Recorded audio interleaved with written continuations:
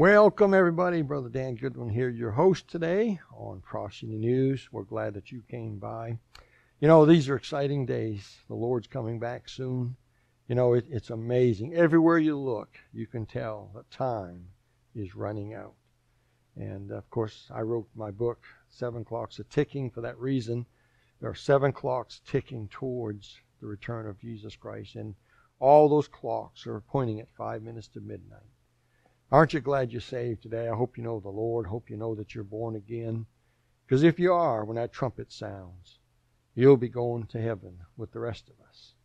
And, you know, I think Prophecy News is an important ministry. I really do. I love this place. And, of course, I've been hosting the program for a few weeks now, and I'm glad to do it and love doing it. And I think this ministry is so important. I think America needs Prophecy News.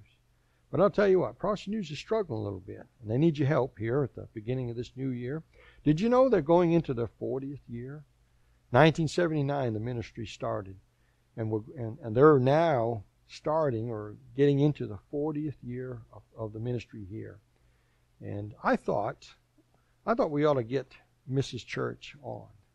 And I'll tell you what, it took some arm twisting and some fighting out there, but we finally got Miss Linda Church into the studio, and I did a one-on-one interview with her.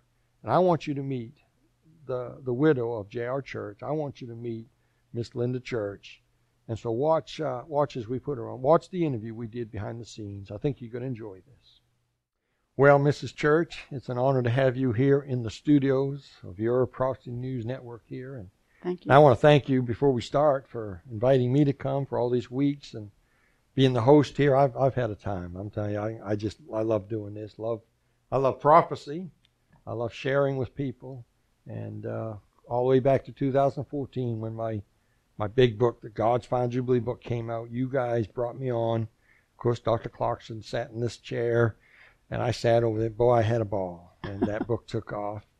And but it's an honor to get to bring you in here. And I understand you've never sat and did an interview on TV before. Is that right? That's right. And we're joking now. We're saying now that we got you in here, you're probably going to take over. But we're going to ask you some questions because, Mrs. Church, we think there's a lot of people that don't know the Linda Church behind the scenes. Because I've seen your little office back there. I've been in there. It's hard to get in there, but a little bitty office. And I think the people need to know who you are and who J.R. Church was.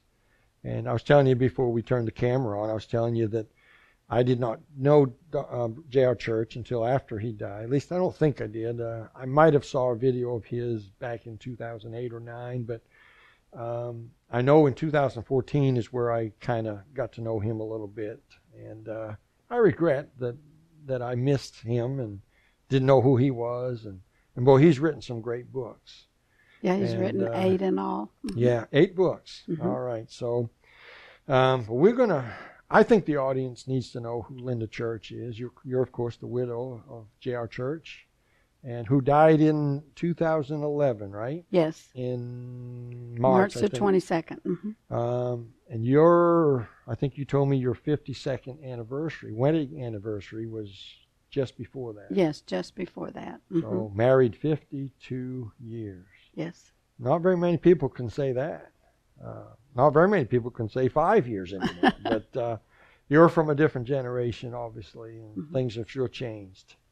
But there's a whole audience out there in the prophecy world who watches Prophecy News and follows the ministry, gets the magazine, but they don't know. They hear about Linda Church all the time. Of course, they hear about J.R. Church, but I'm afraid a lot of people don't know the J.R. Church that started the ministry, and I know they don't know Linda Church. So we thought it'd be good to bring you in, and we've got armed guards out here to keep you from getting out of that chair, but I know we had to pull our strings to get you in here, and we're not letting you out till you're done talking. So, but I got some questions that I thought the audience would have. I wrote down some things that if I was out there watching TV, these are some things that I'd be asking. So I thought we'd ask some of these questions, and if you don't have an answer to some of them, or if you don't feel comfortable, we're not going to pressure you. But we'd like to know who Linda Church is and who J.R. Church is and some history behind them. And so let me start, first of all, tell us a little bit about the ministry of you and your husband, J.R. Church, before there was a Prophecy News. So before 79, what was the ministry of J.R. Church and you? Well, he pastored for 17 and a half years in Lubbock, Texas. Western Hills Baptist Church was the name of our church. Mm-hmm. We had a bus ministry. And then when we left the church, we had a Christian school running around 250 students. That's a big school. Yeah, that's a pretty big school. Our church ran around 300. That's a big church. Yes, it's especially pretty good back size. then. Mm-hmm. And so he was there for 17 and a half years, and he didn't preach on prophecy from the pulpit. He felt that he shouldn't do that,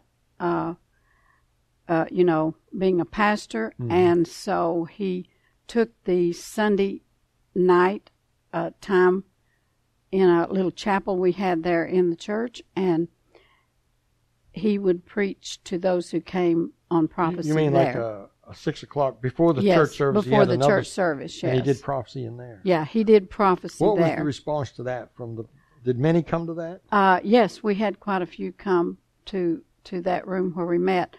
And he also taped it, and it was on television on Channel 28 in Lubbock, Texas. Well, that's my next question. You just did. So he didn't start television here. He was doing television before he ever came here. Right. So that's where he cut his teeth or got his passion for television. Yes, that's where he started. A little local station there in Texas. And he named it, at first he named it a Voice in the Wilderness. And we didn't have a lot of listeners, and the manager of the station told him he thought the name was wrong. So we had to change the name. Now, that's not the name that you got for here. That was a different name. Yes. Okay. But when we came to Oklahoma City, he called the ministry Prophecy in the News. So Prophecy News has been the name all the way through. Yes, since we've come to Oklahoma City. We actually left Lubbock. He resigned the pastorate, and we left Lubbock on his birthday, which was November the 17th, 1979. And we moved here to Oklahoma City. His twin brother lives here. His twin brother is still alive. Mm-hmm. And his name is Terry. Okay. And so we moved into his rental house, and we worked out of the garage. He produced the television programs in the garage there at that little house. You can't fathom that today. Yes. I mean, here in this beautiful studio and the buildings here, but yet it started humbly in a garage. Yes, and then we moved to a larger house that also belonged to his brother. And we worked out of our house for a couple of years in that house. But you was on TV on a weekly basis. Mm-hmm. And yes, we started out with Channel 34. His brother, that a local station? Yes, so it was Channel just 34. Local at that time. It was a news station at that time. And his brother told him about it. He said, go out and buy airtime. And we did on Channel 34 in Oklahoma City. And that got us started into the television. And it was airtime. It was Prophecy in yes. the News. Mm-hmm. Now, did he interview people in the early days, or was it just him? Mainly just him, yeah. Yeah. For quite some time, He wow. didn't. Half-hour show. Yes. Okay. Mm-hmm. Did he? And no sponsors, just a show like he does now. Yes. Like it is now. Yeah. That's true. And then eventually, after a few years, this building came available. You've been here a long time. Well, actually, this office complex had a building. They put letters to the buildings, and we moved into Building I first. Building I. It was a lease, and we were leasing that property. And so then the building next to it, Building C, became available, and we bought that one. And we had a lot of volunteers that came out and helped us renovate the building and get it ready for a studio and everything. And then later on, this building that we're in right now, Building B, became available, and we bought it. And so you we bought worked it. out of both buildings for a long time. Yeah. And then we finally sold Building C, actually to another Christian ministry, and now we're working out of this building. So I think you already answered my next question. I was going to ask you, was J.R. Church interested in prophecy before he came here? And I think you already answered that. Yes, He was deeply interested in it, but felt like too much prophecy at his church. And he's right. A pastor can't preach on from prophecy. the pulpit. You preach on prophecy every sermon, you kill your church after a while. People need more than that. So, but you know what? Now it's gone the other way. The pendulum's gone the other. People don't preach it at all. And That's here we true. are at the end, and people don't touch it, which is And very we hear sad. that a lot. We hear that a lot, that Yeah. they say my pastor doesn't preach And on I'm telling prophecy. you, Mrs. Church, I've told you this before, and I've told people across the country, this ministry is important. It's important to America that this ministry is here, because most pastors don't touch it. Most pastors don't understand the book of Revelation, sad to say. We need, and there's a lot of ministries out there that, quite honestly, are just not, they're just on left field somewhere. What I like about Prophecy News, since I've been affiliated and since I've known about y'all, I like the stand that y'all take. You're going to hear, you're not going to agree with everybody and everything. I realize that.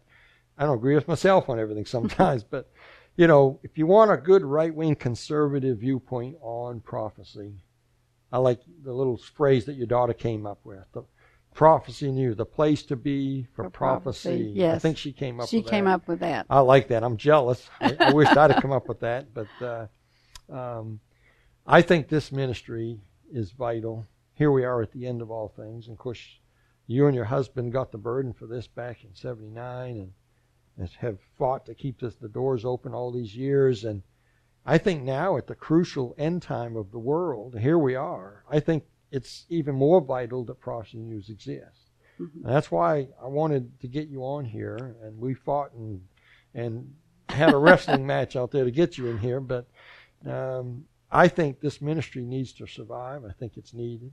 I'm for all the ministries out there, but I happen to be a part of this one, and I've got caught the vision for this as well, and I want this ministry to make it and keep going because I think it's needed. And so I think the people need to know the background, and because there's a whole new crop of people that don't know who the founder was, and nobody could tell us like you can. You were married to him 52 years. I got a couple other questions here. December 1979, the ministry began here. What was it like? I think you already answered that. Just on one station, just out of a garage. See, I like that. I like to hear the history of something, because most, a lot of ministries start and they fizzle out. And your husband came here with a passion and I'm sure he felt a call of God to come and do this. I think you told me that he pastored all those years, and he came to you one night and said, "I'm resigning." Yes. Did he tell you? I guess before he told his church. Yes. He better have. He resigned the next Sunday. So he told you. Did he ask you or did he tell you? He just told me. All right. I like that. So this wasn't one of our questions, but I'm going to put you on the spot. What was your reaction to that? Well, was that scary? No, I was all for what he wanted to do. I knew the Lord was leading him, so you stood by his side through, I'm sure, many him. battles and struggles in the pastorate, because I pastored 3 times. Yes. I know what that's like. Well, I might mention too, we worked out of our home when we first moved here, and then we rented a small office in downtown Moore, Moore, Oklahoma. That was before the garage?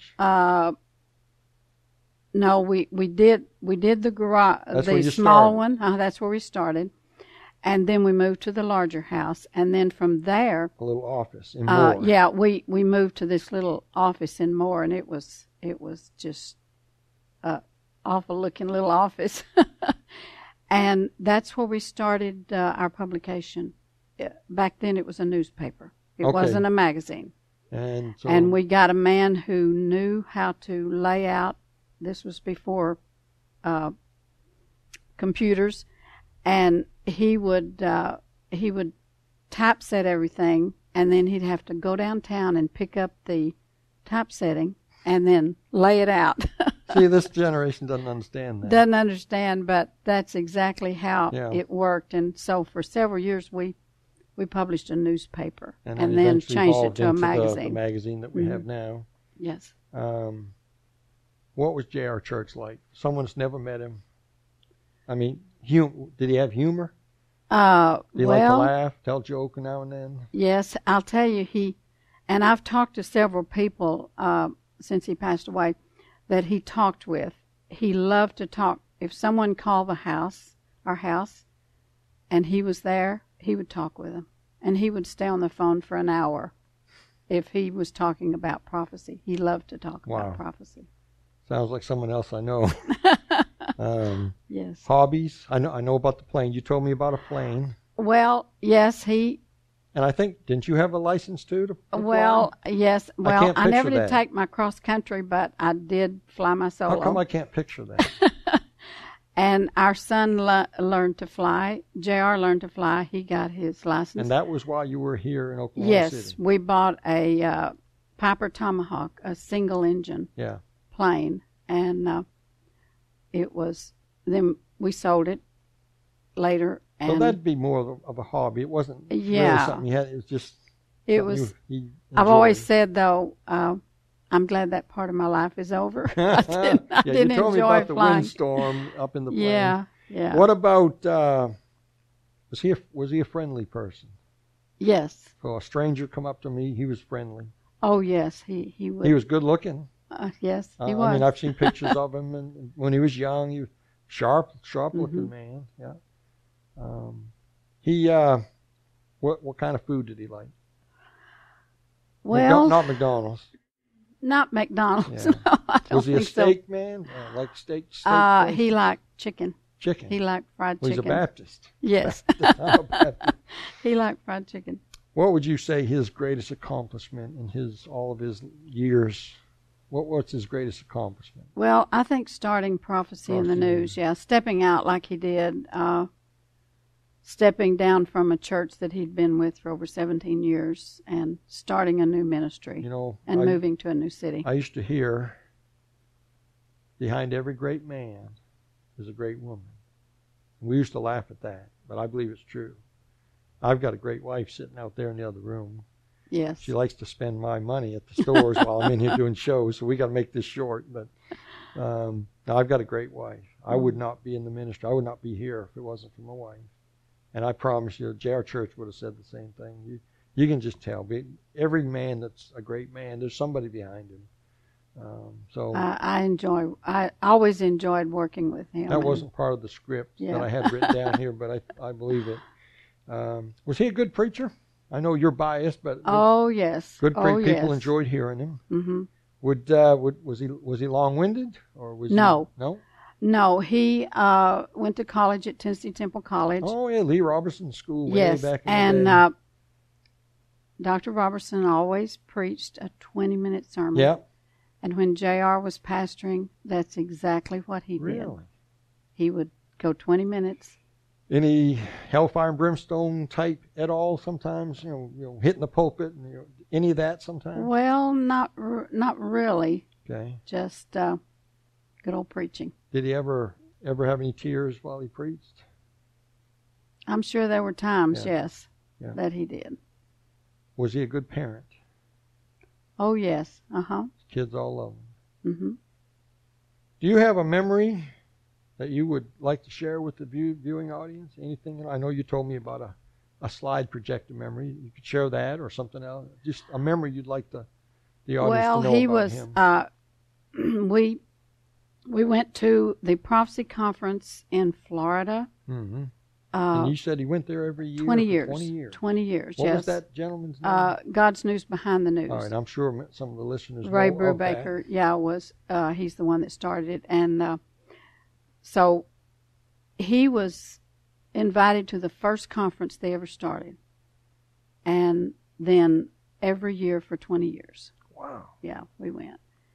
And something happened there that you told me about. Yes. it was a huge audience. They had moved into this convention center, and it was a huge audience. And he used his computer, and as he was presenting his films, well, he was using, I guess, PowerPoint or something like that, and he put in a few little, like, boing, and everybody just roared. They liked that. Well, that's neat. And Mr. Church, I just got two more little questions, and we're going to get you off the hot seat. We'll let the armed guards go so that they'll let you out. And we sure appreciate you coming in, though, and talking to us and talking to the viewers out there. Two more things that I want to ask you. When J.R. Church died, 2011, was there a struggle in your heart or in your mind about what to do with Prosy News, whether to shut it down, sell it? Was there any, what was that like? Was there a struggle with that? No, there wasn't. It never crossed my mind to shut it down. I had been working here in the ministry for a long time, and so I never had a thought of even shutting it down. It wasn't even a question, what do I do? It was, we're going on. Yes, that's exactly. And lastly, and kind of related to that, what is Linda Church's passion for the future of Prosy News? Well, just to keep it going and win souls. Okay. Well, I think there's an audience out there that feels the same way. I know there is, because I know what my heart says. I think there's a lot of people out in the viewing, listening area, the audience, Facebook, YouTube, Prosy Conference people. I think there's a lot of people like me that think this ministry is important. And I've told you many times, I'm 100% behind you. I'm for this ministry. And I want to do everything that I can. And I'm encouraging people that are watching to support this ministry if they can. And but I really am excited that you came on, and I think this is a treat for the listening audience. I really do. You don't know this, but we did a little update. For those that are watching, this is a recorded thing that we did on the side, and we're adding it into the program that they're watching. Before the program, we did a little clip, and I told everybody we had a special guest coming on, and you're not going to want to miss the program. And I said, no, it's not Donald Trump. It's somebody more important than that. And so it was a surprise to everybody. And I hope nobody's disappointed. I can't imagine anybody being disappointed. This has been great. I feel like I know J.R. Church a little better. And I feel like I know Linda Church a little bit. And I've talked to you many times, but yes, you sat out there in your office and said, I can't do that. I can't go out there. I won't know what to say. And you sat right there, and you did a great job. This is wonderful. And the people are going to feel like they know you and the ministry and your late husband, and who's still up there, and he's rooting for us. And we're all going to see him pretty soon. So, Mrs. Church, we're going to let you go, and thank you so much for coming on, and let's keep looking up. Yes, thank you.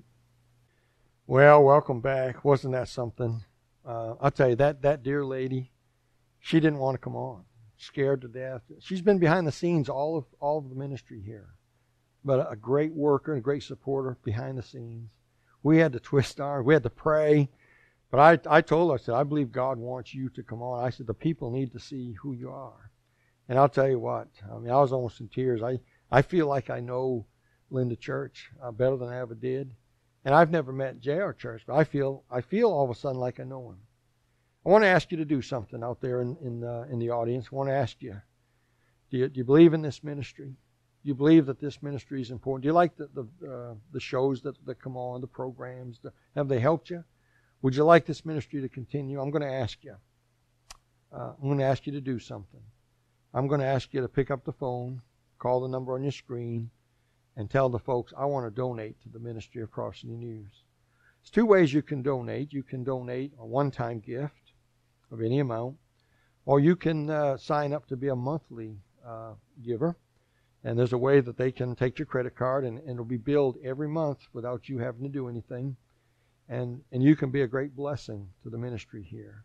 I'm telling you, that dear lady you just met a few minutes ago on the interview, she has given her life to this ministry, her and her husband. Now, J.R. Church is up in glory, been there since 2011, and he's looking down. And I think we need this ministry.